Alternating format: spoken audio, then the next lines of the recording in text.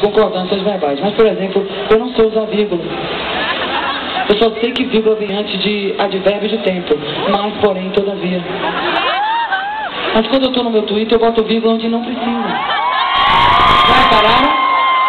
Minha pontuação é péssima. Olha, gente, hoje estava na praia, vírgula. Aí fui, vírgula. Fui lá, é que eu acho tão bonitinho, vírgula. Vírgula dá um tempero na palavra, não é verdade?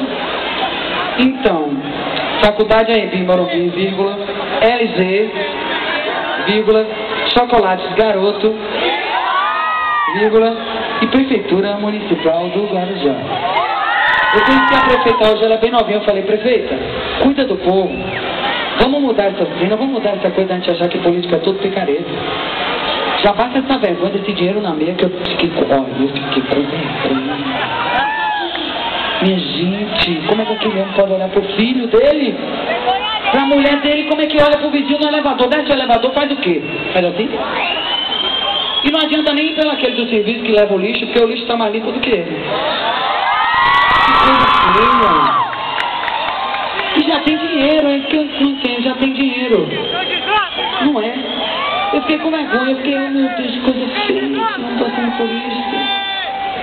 Não, minha gente, a gente tem que mudar as coisas. Então, prefeita, eu vou ligar para você me passar todo o relatório da prefeitura do Guarujá para eu acompanhar de perto o que está acontecendo aqui.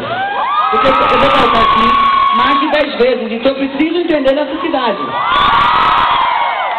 Já puxei o saco do pessoal? Me deu tom aí.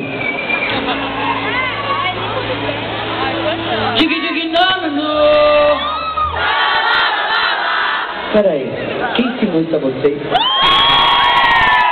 Há uma outra cantora que vem aqui ensinar minha música pra vocês. Você aprendeu como? Entendi? Ah, tá bom, então eu não vou precisar nem ensinar que o povo já sabe. Vambora, bora!